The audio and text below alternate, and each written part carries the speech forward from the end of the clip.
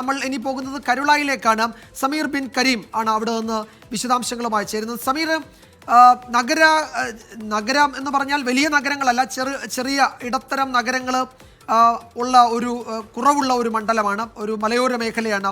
അതുകൊണ്ട് തന്നെ ഗ്രാമപ്രദേശങ്ങളിലെ പോളിംഗ് ബൂത്തുകളിലും നല്ല തിരക്ക് ഇപ്പോൾ അനുഭവപ്പെടുന്നുണ്ടോ?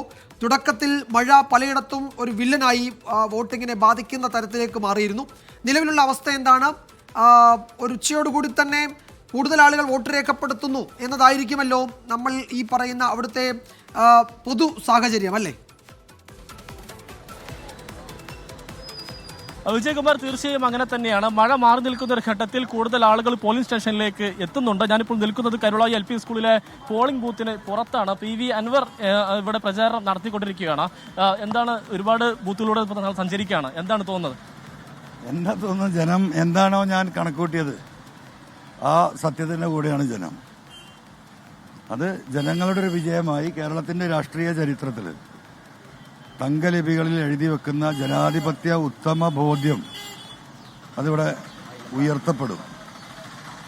മനുഷ്യർ, പൊതുജനം കഴുതയാണെന്നും പാർട്ടി പ്രവർത്തകരൊക്കെ അടിമകളാണെന്നുമുള്ള രാഷ്ട്രീയ നേതൃത്വത്തിൻ്റെ എല്ലാ പാർട്ടിയിലും കണക്കൂട്ടലുകൾ തെറ്റിച്ചുകൊണ്ട് ഇവിടെ ഏറ്റവും നല്ല ജനാധിപത്യ ബോധം ഉയർത്തിപ്പിടിക്കുന്ന ഒരു വോട്ടെടുപ്പ് റിസൾട്ട് ഉണ്ടാവും. അത് കേരള രാഷ്ട്രീയത്തിലേക്ക് വരാനിരിക്കുന്ന ഒരു 10 വർഷത്തേക്കെങ്കിലും അതിൻ്റെ ഗുണം നാട്ടിലെ ഈ കേരളത്തിലെ ജനങ്ങൾക്ക് കിട്ടുന്ന ഒരു രാഷ്ട്രീയ വോട്ടെടുപ്പ് റിസൾട്ടായിരിക്കും. താങ്കൾ UDF-ന്റെയും LDF-ന്റെയും ഒക്കെ തന്നെ തെരഞ്ഞെടുപ്പ് കമ്മിറ്റി ബൂത്തിൽ കയറി ചെല്ലുന്നു, CPM-ന്റെ അവിടുന്ന് ചായ വാങ്ങി കുടിക്കുന്നു. ആ ചായയോടൊപ്പം വോട്ട് പോരും തോന്നുന്നുണ്ടോ? ഇല്ല, അതൊന്നുമില്ല. ഞാൻ അങ്ങനെയൊന്നും പറഞ്ഞാൽ പ്രയാസപ്പെടുന്നുണ്ടല്ലോ. ഇവിടെ ജനമാണ് വോട്ട് ചെയ്യുന്നത്. ഇവിടെ ജനവിരുദ്ധരും പിണറായിസരും ഒരു ഭാഗത്താണ്, ജനങ്ങൾ മറുഭാഗത്താണ്. മനസ്സിലായില്ലേ? ഇവിടെ ഇടതുപക്ഷമോ അല്ലെങ്കിൽ വലതുപക്ഷമോ അല്ല ഇവിടെ മത്സരിക്കുന്നത്. ഇവിടെ പിണറായിസത്തിനെതിരെ ജനങ്ങൾ ഒറ്റക്കെട്ടായി പിണറായിസത്തെ പച്ചയായി എന്താ പറയുക താലോലിക്കുന്ന LDF-ന്റെ സ്ഥാനാർത്ഥിയും പിന്നിൽ നിന്ന് പിണറായിസത്തെ സഹായിക്കുന്ന UDF-ന്റെ സ്ഥാനാർത്ഥിക്കും എതിരായി ഈ മലയോര ജനത അവരുടെ നിലനിൽപ്പിന് വേണ്ടിയിട്ടുള്ള പോരാട്ടം രേഖപ്പെടുത്തുകയാണ്. ഇതുവരെ മൗനത്തിലിരുന്ന പ്രകടനത്തേക്ക് പുറത്തേക്ക് വരാത്ത പാവപ്പെട്ട ജനങ്ങൾ അവരുടെ വികാരം പോളിംഗ് ബൂത്തിലെ ബട്ടണിൽ അമർത്തിക്കൊണ്ടേയിരിക്കുകയാണ്. അത് 23-ാം തീയതിയല്ലേ പെട്ടി തുറക്കൂ. അന്ന് രാവിലെ 10 മണിക്കുള്ളിൽ കൃത്യമായി നമുക്ക് മനസ്സിലാവും ജനമാണ് വലുതെന്ന്. ഈ മാനവേദന സ്കൂളിലെ ക്യാമ്പിൽ ആര്യടൻ ഷൗക്കത്തും താങ്കളും കൂടെ വരുന്നത് കണ്ടിരുന്നു. പിന്നീട് അവിടെ ഒരു താങ്കൾ കെട്ടിപ്പിടിക്കാൻ തയ്യാറാവാതിരിക്കുകയും പിന്നീട് പോവുകയാണ് ഉണ്ടായിട്ടുള്ളത്. എന്താണ് അതിൻ്റെ ഒരു കാരണം? ആര്യടൻ ഷൗക്കത്തിന് എന്തുകൊണ്ടാണ് താങ്കൾ ആശ്ലേഷിക്കാത്തത്? അല്ല, ആശ്ലേഷിക്കൽ നമ്മൾ ആരെയാ? ഞാൻ അദ്ദേഹം വന്നു, മാന്യമായ അദ്ദേഹത്തിന് കൈ കൊടുത്തു, പുഞ്ചിരിച്ചു, ബൈ പറഞ്ഞു, കെട്ടിപ്പിടിക്കരുതെന്ന് പറഞ്ഞു. അതൊരു റോങ് മെസ്സേജാണ്. ഞാൻ അദ്ദേഹം നമ്മുടെ ജീവിതത്തിൽ ഒരിക്കലും കെട്ടിപ്പിടിച്ചിട്ടില്ല. ഒരു തെരഞ്ഞെടുപ്പ് ഘട്ടത്തിൽ ആളുകളെ, വോട്ടർമാരെ കൺഫ്യൂസ്ഡ് ആക്കാൻ വേണ്ടിയിട്ടുള്ള ആ നാടകം അത് പ്ലീസ് പാടില്ല എന്നേ പറഞ്ഞുള്ളൂ. ഞാൻ അദ്ദേഹം ചെയ്തതിനെ പോലെ ഒന്നും ഞാൻ ചെയ്തിട്ടില്ല.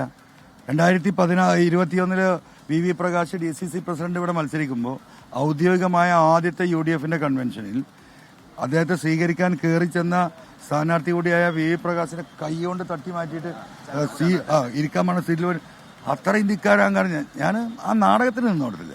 അതൊക്കെ ഈ നാട്ടിൽ വീഡിയോ ഓടുന്നുണ്ടല്ലോ. അപ്പോൾ അദ്ദേഹം ഒരു സിനിമാ നടനാണ്. അപ്പോൾ അത് അദ്ദേഹത്തിന് ആ വരവ് കണ്ടപ്പോൾ എനിക്ക് പേടിയായി, കെട്ടിപ്പിടിക്കുന്നു. അതുകൊണ്ട് കെട്ടിപ്പിടിക്കല്ലേ പറഞ്ഞു, അത്രേ ഉള്ളൂ. നമുക്ക് പരിചയമില്ലാത്ത സ്വരാജ് കെട്ടിപ്പിടിക്കാൻ വന്നാൽ ഇതേ നിലപാടായിരിക്കും. ഇല്ല, സ്വരാജിനെ കെട്ടിപ്പിടിക്കൂല. സ്വരാജ് ഞാനുള്ള ബന്ധം എന്ന് പറഞ്ഞാൽ നല്ല സൗഹൃദമാണ്, ഞങ്ങൾ ഷെയ്ക്കേണ്ടി ചെയ്യാറുള്ളൂ. അത്തരത്തിലൊരു നാടകത്തിനൊന്നും സ്വരാജ് നിൽക്കില്ല. പിന്നെ എൻ്റെ എതിർ സ്ഥാനാർത്ഥി എന്ന് വിചാരിച്ച് എനിക്ക് അദ്ദേഹത്തോടുള്ള അഭിപ്രായ വ്യത്യാസം. പിണറായിയെ തിരുത്തേണ്ടവരാണ് യുവജനങ്ങൾ. പിണറായിസമാണ് കമ്മ്യൂണിസത്തെ ഇവിടെ തകർക്കുന്നത്. അദ്ദേഹം കമ്മ്യൂണിസത്തിൻ്റെ വക്താവാണെങ്കിൽ പിണറായിസത്തെ അദ്ദേഹം തിരുത്തേണ്ട ഒരുപാട് കാര്യങ്ങളുണ്ട്. അദ്ദേഹം ഒരു അഭിപ്രായം അതിലൊന്നും പറഞ്ഞിട്ടില്ല. ഇവിടെ പോലീസ് നടത്തിയ അതിക്രമത്തിനെതിരെ സ്വരാജ് ഒരു അക്ഷരം വേണ്ടിയിട്ടില്ല. മൃഗമേഖലയിൽ അദ്ദേഹത്തിന് ന്യായീകരണം, മൃഗങ്ങൾ ഭൂമിയിലേക്ക് ഇറങ്ങി വന്നാൽ ഗവൺമെന്റിന് എന്ത് ചെയ്യാൻ കഴിയും? അതല്ല അദ്ദേഹം പറയേണ്ടത്. ഗവൺമെന്റിന്റെ ഉത്തരവാദിത്തമാണ് മൃഗങ്ങളെ ഇറങ്ങി വരുന്നതിന് പ്രൊട്ടക്ഷൻ കൊടുക്കുന്നത്. ഈ ഗവൺമെന്റിന്റെ ഉത്തരവാദിത്തമാണ് അദ്ദേഹം പറയണം. അത് അദ്ദേഹം പറയുന്നില്ല. അത്തരം കാര്യങ്ങളിലാണ് എനിക്ക് അദ്ദേഹത്തോട് അഭിപ്രായ വ്യത്യാസമുള്ളത്. അല്ലാതെ നമ്മൾ സൗഹൃദത്തിന് കുറവില്ല, അത്രേ ഉള്ളൂ. അപ്പോൾ ഒരു ഘട്ടത്തിലൊരു ഉപയോഗപ്പെടുത്തൽ, മനസ്സിലായില്ല? അത് ഈ എന്താ പറയുക, കഥ എഴുതുന്നവർക്കും നാടകം എഴുതുന്നവർക്കും സിനിമ എടുക്കുന്നവർക്കും അറിയുള്ളൂ. എനിക്കത് അറിയില്ല, അതുകൊണ്ട് ഞാൻ പറഞ്ഞാണ്. ഞാൻ അതൊരു വലിയ വിഷയമാക്കണ്ട. വിജയകുമാർ, ഹാഷ്മി, PV അൻവർ ഇന്നും വ്യത്യസ്തമായ രീതിയിൽ തന്നെയാണ് അദ്ദേഹത്തിന്റെ പ്രവർത്തനങ്ങൾ പറഞ്ഞുകൊണ്ടിരുന്നതാണ്. പിണറായിസ്റ്റുകളും പിണറായിസ്റ്റ് വിരുദ്ധരും തമ്മിലുള്ള പോരാട്ടമാണ്. പിണറായിസ്റ്റുകളുടെ കൂട്ടത്തിൽ ഷൗക്കത്തിനെയും സ്വരാജിനെയും ഒക്കെ ഉൾപ്പെടുത്തുന്നു അൻവർ. പിണറായിസ്റ്റ് വിരുദ്ധരുടെ കൂട്ടത്തിൽ അൻവറിനെ മാത്രമേ ഉൾപ്പെടുത്തുന്നുള്ളൂ.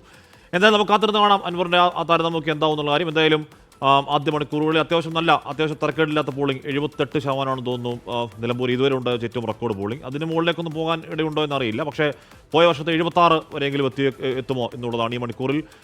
പ്രത്യേകിച്ച് നിലമ്പൂർ നഗരസഭയിലടക്കം അത്യാവശ്യം നല്ല പോളിംഗ് ശതമാനം ഈ സമയത്ത് ഉണ്ടാവുന്നുണ്ട്. അതെന്തിൻ്റെ സൂചനയാണ് എന്നതടക്കമുള്ള ചർച്ചകളിലേക്ക് നമ്മളെത്തും.